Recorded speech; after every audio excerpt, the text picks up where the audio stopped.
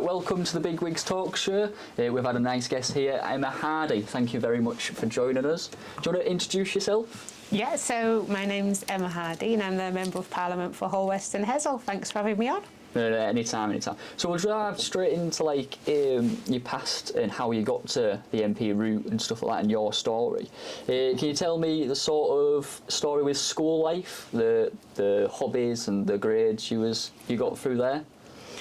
Well, I think I was always quite talkative at school. I think when I was at school, my parents used to, I think, sometimes despair over what was going to be the comments said about me on Parents' Evening, because when I was at school, people either loved the fact that students were talkative or they hated the fact that students were talkative, and some teachers liked you to sit there, be quiet and not say anything, and others really liked you to engage. So it was quite mixed in terms of how, what they thought of me. But I generally had a good time. So I went to primary school in North Newbold, which is only a few miles away from Hull, near South Cave, and then secondary school in Market Wheaton. I did quite well when I finished my GCSEs and then came to Wyke College, Wyke Sixth Form College here in Hull, to try and take my A-levels. And I originally started doing art and design and ones like that, then realised I wasn't very good. All right. Yeah, I enjoyed it, but when you start to sort of see the level at some people perform when they start doing A-level art, you realise that it's the jump from GCSE art to A-level art is massive. So I ended up spending 3 years doing my A-levels because I kind of swapped around partway through, which was quite difficult because when all my friends were finishing at 18 and wanting to go off to university or go into work, I was having to do another year, do that 3 years in to actually sort my A-levels out and decide what I was going to do. Right, so that was from school to Wyke College, that was, and that was doing arts. Yeah, well, I went originally to Wyke to do history, art and design and technology. So I ended up dropping art and design at the end of my first year, and then dropping, I think, design and technology partway into my second year. So when I finished my 2 years, I'd only done 2 A-levels. So I ended up doing classical civilization in a year, politics in a year, and history in 3 years. Oh, wow. It ended up. So it was a bit of an unusual path, but I think it was good for me because it kind of made me focus and made me think about what I wanted to do, and that I actually needed to sort out what I wanted to do with my life and maybe spend less time watching the rugby matches on the field outside. So did you have a job while you was at college, or was it just literally that was it, you was just doing college? No, I've always had a job, and people don't believe me when I said I've had a job since I was 11, but I have had a job since I was 11. So my sister got a paper round when she was 13 and we decided to share it. So I was 11 and she was 13, and we used to get up every morning to go and deliver the papers around Newbold. So I did that for years, and then I went at 16 to go and work for the Triton Inn, which is a really nice pub actually in Brantingham, and I worked there for years, pretty much all the way through my time at Wyke. I did have a little job in between which I got sacked from. Which was one that was meant to be a cleaning job. But I was only, I don't know, I was 16, and so I used to go in there and just go around talking to everybody. Leaving bins looking like this. Yeah, leaving bins. And it was meant to go around and dust, but I used to just go around and chat, and the boss came in and I think I was sat on the desk having a conversation with somebody, and they said, I think this might be your last shift, Emma. And I think that was, really? Yeah. Right. I got sacked for not being a very good cleaner. So, but then I worked for you. I loved doing waitressing and being a barmaid. I really enjoyed all of that. And how long did that last? Well, that was all the 3 years I was at Wyke, and then when I went to university, I went to Liverpool University, and then I got a job working in the pubs there. So I've always kind of worked in pubs. So working as a barmaid, working as a waitress, because I like wandering around talking to people.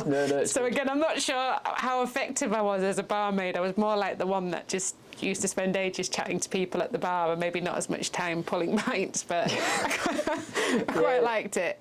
No, it's good.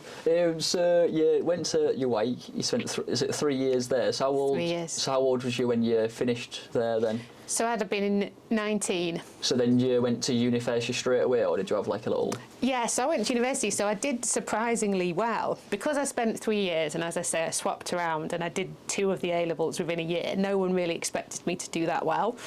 But I did politics A-level in a year, got an A, and classics got a B, and then history was a B. So I ended up with ABB, but no one thought I would.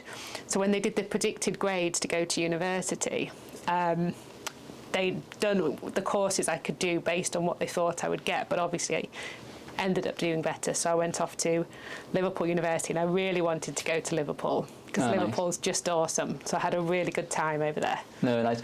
Before we jump from Wyke, I know Wyke's very big because I've worked at other colleges as a sports coach. I know Wyke's sports facility is massive. Did you take part in like the after curriculum, any like sports club, anything like that? Not a thing. Not a thing. No, you just watched. I used to just like watching, I think, the boys play rugby when I was 16. I think that was the amount of sports activity I did. No, I mean, Wyke was really good, and I had a good time there. If I'm being honest, I think maybe I spent my first year having too much of a good time and maybe not focusing enough. But I did sort myself out and get my act together for that third year. As I say, I ended up doing better than anybody thought, and then got to go. So what sort of like what was people saying to you, like when you're saying like, oh, no one like, was it like people didn't believe in you? Well, I think it was because, you know, as I said, I'd gone there wanting to do arts, and I dropped out of 2 of my A-level classes. My first time round, I'd only, I finished. At the end of my 2 years, I'd not got the 3 A-level grades. I had to sort of talk my head of year into allowing me to come back, because it's not an automatic to allow, to be allowed to come back to Wyke and resit. So I had to talk to my head of year and convince him that I was going to work really, really hard and concentrate. And it was quite difficult, because for the A-level politics class, I used to sit the year 1 lessons and then stay in the classroom and sit the year 2 lessons just straight after. So you ended up having to do like a double timetable to try and get through everything within a year, which was actually less than a year because it was September to May. So it was quite intense. So I had to really work, and I just don't think, well, they didn't, on my predicted grade, didn't think I'd do as well as I did. Yeah. What was like the change then? I know when you was like scraping through and stuff like that, when was like the day where you was like, right, I'm just going to like smash this out sort of thing and do real well? Or was you always doing it but just no one ever noticed? No, I probably wasn't doing it. No. Being honest. I think it was partly when, at the end of those 2 years, lots of my friends were going off to university, and then I had to go back and resit, and it's kind of humiliating a little bit when you go back and you're then, a year older, which now you think you're only a year older, but when you're sort of, a year older, when you're 18, 19, it feels massive. So I went back as an older student to have to resit some things, and obviously resitting that first year politics, I was with people who were 2 years younger than me, and so there was that kind of little bit of the embarrassment about it. And at the time I also got myself a really lovely boyfriend at the time, so I sort of settled down a bit, and I think that was part of it. But I think it was also that I just thought, I can't mess this up again, because if I mess this up again, then I don't know what I'm going to do. And I wanted to go off to university, so it was that kind of like, I need to sort this. So in the process of like applying for different unis, was it just Liverpool you applied for, or was there like loads of different choices? Like, did you get accepted from other places? So I went for Liverpool John Moores, Salford, Manchester Metropolitan. So I was pretty much, I wanted to be over on the west and enjoying myself over there. But I was really, really chuffed I got to Liverpool University. It was good. Yeah. So was there like freshers like then? Like, it's like Hull Uni is like massive on the freshers week. It's just like a week where you just go drinking every day and you regret everything you do after a week and you feel rubbish, and then you're alive again after the next day. Did you like go out drinking and stuff in Liverpool? I did, and this is a true story. So my first night out in Liverpool, and I was, I think, fairly innocent, as an individual. So I went out with all these people from university I'd only met 5 minutes before. Everyone decided to go from the hall of residence into town and go drinking. So all drinking, and at the time, and then this will be like, this is going to really make me sound old, there were no phones. Nobody had mobile phones back in the olden days. So I'd given my keys, I think, to somebody, and I think I'd given my wallet to someone else, because if you're from Hull and at that time and you went out as a woman, you'd never carry a coat or a bag. You just went out. And so I lost, obviously, these people I didn't know in Liverpool. So I had no phone, obviously no phone, because nobody had a phone, no money because someone else was looking after it, no keys or anything. And so I flagged down a police riot van in Liverpool and said, I'm from Hull. And Just drive off. I don't know where I am. This is where my Hall of Residence is. Can you help me? So they obviously thought this was really funny, put me in the back of the riot van. This is true. Drove me to the Hall of Residence and then waved as I kind of got out of this police riot van. I went up to my Hall of Residence and they were like, wait until I got in. So yeah, on my first night in Liverpool, I was driven home in a police riot van. Nice. In the front youth. So after that happened, so what did you go to study in Liverpool? So I went and I did politics, but that wasn't actually because I wanted to be a politician. I really wanted to get on the history course. But at that time, the grades for going on the history course were much higher than the grades for going on the politics course. So when I got there, they were like, oh, you can swap, because, as I say, I ended up doing better than expected, but at which point I was sort of fine and quite happy to do politics. It was really interesting because we did British politics, everyone had to, and we did European, but I did African politics as well, Latin American, and so it was quite interesting. So it wasn't just about the UK, there was quite a lot of international stuff in there. Yeah, was it any specific words, or was it just literally politics? Because there's a lot of different courses now, isn't there? No, it was just called a politics, a BA honours in politics. But within that, you can choose obviously different modules, and you can sort of specialise in different areas. And I quite liked. We did quite a lot on sort of South African and what was happening there at the time, which was really interesting. And what time was this in? Was oh gosh, so it was around the year 2000. I think I left university in 2001. This is looking at me now like I'm ancient. because you look really young. Thank you very much. I'll come again. Hiya, Carl. So I left in 2000, 2001. I can't, to me, I genuinely can't remember which year it was I left, but I went to university because I was at Wyke during the 1997 general election, which was obviously super exciting to be interested in politics, but I was too young to be able to vote in that general election, so I was like 2 months too young. Oh, right. Oh, yeah. Man. So what was like university like then? So have you seen like a change in immersion or I mean, like any noticeable? The halls of residence I was in, which was this Derby and Rathbone halls of residence, this big old block, that's gone. I mean, that's completely gone. And I don't know if there is that same sort of halls of residence life. So when I was at university, the halls of residence used to put on Christmas events and sort of events for all the students staying there in the halls, and that I don't see that as much now. It seems that students seem to be a bit more dispersed around. But I mean, I don't know whether that's sort of generally the case or not. I mean, I quite enjoyed it. But the thing I suppose that struck me about university is that you've got to do a lot of it yourself. You've got to be really motivated. And it's just some things that you think about now that are so different to our life with technology. Like, for example, because obviously there wasn't loads of... Obviously there was the internet, but it wasn't, computers weren't used in the same way as the students could still submit written essays and things. He's looking at me like, this is again, like this is years and years ago. It is mad though, because I'm so used to texting on a phone or texting on a laptop or... Yeah, and you had to handwrite each essay? Well, I mean, I didn't, because my boyfriend at the time had a computer, so he let me use his computer. But yeah, other people, so you were allowed to submit both, and so it was quite different.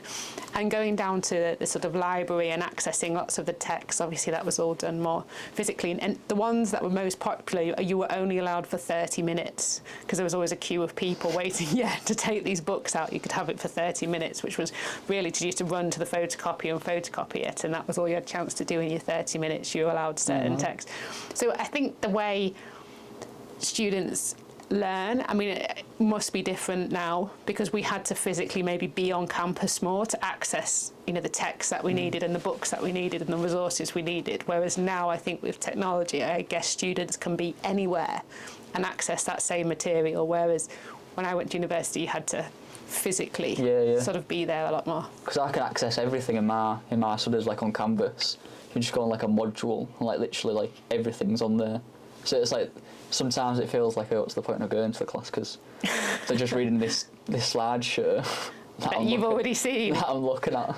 Yeah. Whereas so that, I suppose, big differences in that you had to be there more often to be able to get, you know, the things you needed to learn. But I mean, I really enjoyed it. So at Liverpool, I worked in the pubs, which was great fun.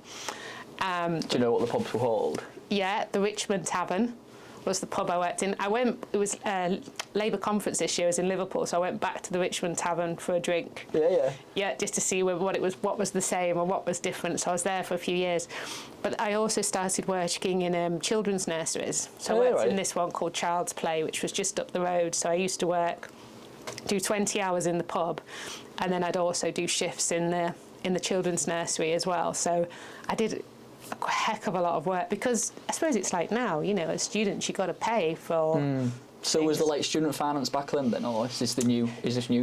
No, so my first year we got a grant because my sister was at university at the same time I was, but after that then we didn't. So you know, obviously my parents were great and helped as much as they could in terms of rent and, you know, my accommodation and things like that. But, you know, if you want money to go off and drink and have fun, then you had to work. Because I feel like it's even now, like the money we get now, because I think like student finance, we get like equivalent. If you get the full amount and you don't live with your parents, your parents don't earn a lot, I think you get like £9,000. That's living costs. So that like equals to about 800 quid a month. And like the living costs here on campus of Hull, you can pay like, I think it's like 150 a week. So that means like you basically like your grant's gone, because that's just on accommodation, and you've got your food and all that stuff. So it is good, like, you know, other people have worked as well, because I don't know how some people do it where they just literally just do uni and they don't have any other part-time job or anything coming in. Yeah, I mean, one of my friends was training to be a doctor and she just couldn't, but then that was different because she had NHS bursaries then to help pay for things. So, I mean, I get there are some courses where people just can't because they're in university all the time. But I think I did, it was like 8 hours a week in uni. Yeah. Right, that was all we were, because the rest of the time was self-directed study. So you'd go in for your 8 hours and then the rest of it was self-directed study. So you expected just to do the work, you know, in your own time. As I say, you had to be very self-motivated to do it. So, so that's why I did I think it was 20 odd hours in the pub and however many hours in the children's nursery, which was good fun. So what was your time? What was your time management? Would you like wake up at like a certain time, like, right, I'm just going to study, or was it literally like, oh, my essay's due tomorrow, I'm going to stay up all night?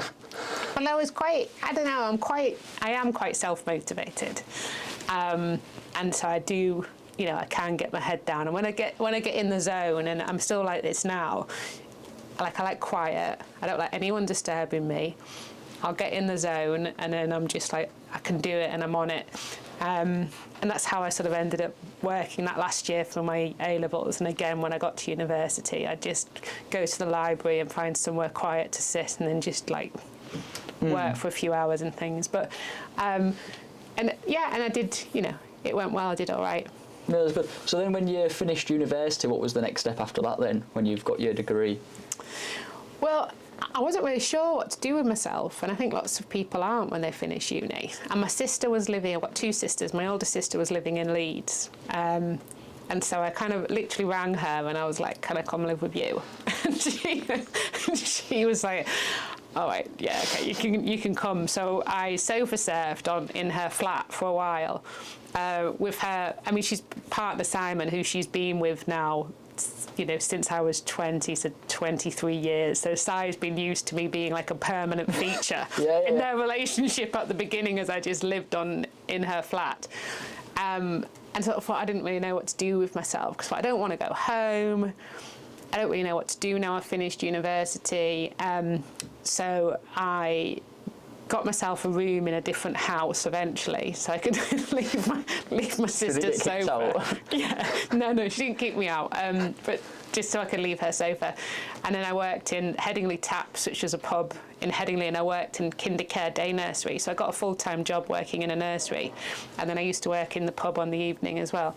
But it was tough. I mean, it's minimum wage work. So I did that for quite a while, just while I figured out what I wanted to do. And then, because I thought I love working with children, because children are awesome and small children are hilarious. They are just awesome. And so I loved it. But, you know, I was even though I had a degree, I was classified as an unqualified nursery nurse because I had no childcare qualifications. So I was on minimum wage. And, you know, obviously minimum wage in the pub, and you think, oh, it's, you know, it's a lot of work for a lot of little money coming in. So I thought after a while, I was like, I'm going to apply to be a teacher because I want to work with children. I've got my degree, and at the time, this will truly astound you all now, the Labour government were offering people £6,000 to go and train as teachers. And in between, I worked for Abbey National for 2 months, which I was terrible at because I couldn't sell anyone anything. Oh no! Then it said 5 minutes. Because I couldn't sell anyone anything, and so I thought I'll apply to be a teacher. So Labour government said, right, so they paid me £6,000 to go do my PGCE. So I didn't even pay. Not only did I not pay for the course, but I was actually paid to do the course. Yeah. Which is like a whole new world. So they paid me, which meant that I could obviously stop working, and that covered all my rent and everything from September until May. So I did my PGCE course and trained to become a teacher. And then at the end of that, I thought, right, I need to now come back home. And then at that point, my partner I was with, he sort of followed me back home, and then we ended up eventually buying a place back home. Yeah. So I slowly made my way across the M62 from Liverpool to Leeds and back to Hull again.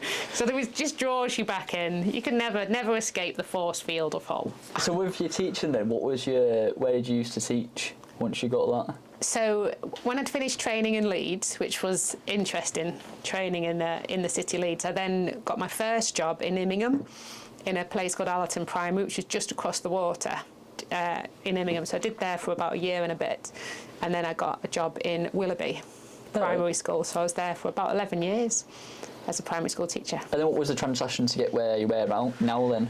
So we have to speed up, were we? Oh, Yeah. Is that part two? Is that part two? Part two. So basically I became repoliticised because I kind of gave up politics for a long time because I was, to be honest, getting married, having children, working as a teacher, you know, doing all normal stuff. So I'd sort of, you know, not lost interest in politics, but it wasn't as relevant to me. Then when the Conservatives won in 2010, they changed a lot of things in education. I got really cross. I got really active in the union, the National Union of Teachers, and then from that rejoined the Labour Party, got really involved in the Labour Party, and then kind of fast forward to Alan Johnson retired. At this point, I was really involved in the Labour Party, and I put myself forward to be the Labour candidate, and then won in 2017. So that second bit's a bit condensed, but that's pretty much what I did. No, we'll have to stop it there because obviously when the time occurs off that then. No, but thank you very much for being a part of the Bigwigs Talkshow. Thank you for coming on the show. Thanks for having me. It was good. No worries. Thank you. Bye-bye. Bye. Hello, I'm the face of Bigwigs Talkshow. Tune in. I can't do it. Hello, I'm what? Right, here we go. Hello, I'm the face of Bigwigs Talkshow. You can call me Josh. Tune in every Friday where we talk to interesting and successful people talking about their stories and belief. You can find me on Spotify and YouTube, and please follow my main page where you can keep up to date on everything at bigwigsphotography_, and that's on Instagram. So I'll repeat myself, you can find myself on the YouTube and Spotify at Bigwigs Talkshow. That will be the podcast that you've just watched. Don't forget to subscribe and like. You can subscribe first and you can like afterwards, and then if you liked it, just comment on the best part that you enjoyed about it. It'll just help me keep up to date with the movement of the journey. So I'll tune out now and I'll see you next time. I nearly forgot. you can buy the merch of the Bigwigs cups. So if you have a look at this, spin around. So that's the Bigwigs brand. You can always get the Bigwigs jumper here if it's gonna. If it's not focusing. There we go. It's focused. All the information is on my Instagram, or if you go on my website at bigwigsphotography.com, you can find all the information on there. Jumpers, jumpers, and what's the other one called? Hoodies. It's called hoodies, isn't it? Hoodies are on for sale. Thank you.